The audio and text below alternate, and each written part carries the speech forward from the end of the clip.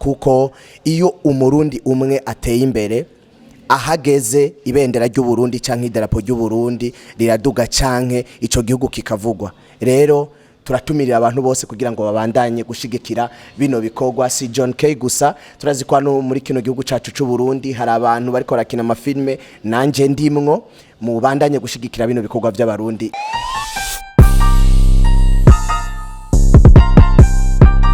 Bakunzi ba Homewood TV turabandanya tubabwira abantu baje muri iki gikorwa gikomeye cyane, ni ishirwa kumugagaro rya filme Cops Enemy. Uyu munsi nawe uyu mwanya tubonye undi mustar akomeye, Sabas gusa muziki aba filme, hari n'undi mustar w'indirimbo zo guhimbaza Imana. Ni gutazira cyaye guhimbaza Imana. Nawe tumusaze ngaha yaje muri iki gikorwa cyo kuraba ry'ireresi Cops Enemy. Tugira tumubaze nawe tumubaze twe tumenyereye abantu b'Imana bataza ibintu bya filme, ariko uyu munsi yashitse turabaramukije cyane. Ndabaramukije cyane gose. Akazina kanyu?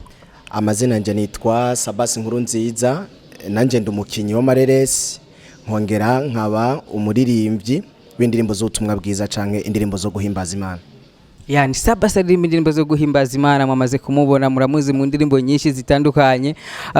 Uyu munsi ni ikintu gikomeye cyane kigiriko kibera muri iki kibanza, aho turonka abastare b'umuziki, comedy, byose muri rusange, aho haje nabo n'abaririmba indirimbo zo guhimbaza Imana. Sabas, ni iki cyatumye muza ngaha?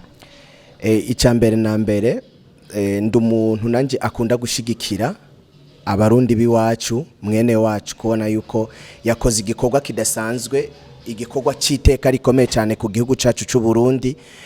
Turabona yuko yakinanye n'abakinyi bakomakomeye dusanzwe tumenyereye. Rero ni intambwe idasanzwe, twaje kumukeza, twaje kuraba igikorwa cyiza yakoze, niyo mpamvu turi hano kumushigikira, kandi kuko natwe ari igikorwa dusanzwe dukora, turazi yuko tuza kuhigira vyinshi. Ego Sabas, ukimara kubona afishi iriko abastari bakomakomeye, irimwo Van Vika kuva muri Nigeria, irimo Wema Sepetu, Anti Ezekiel n'abandi batashoboye kujanga, ni giki wibaza ko shiba kiri muri iyo film? Icambere na mbere nize ko kitegerezwa kuba kiri muri ino filme, nuko hategerezwa kuba harimo ikintu gikomeye cyane, kuko bano bakinyi dusanzwe tuzi neza yuko nabakinyi bamaze igihe kinini bari muri game, n'abakinyi dusanzwe tumenyereye, dukunda, tuzi kandi ko bashoboye.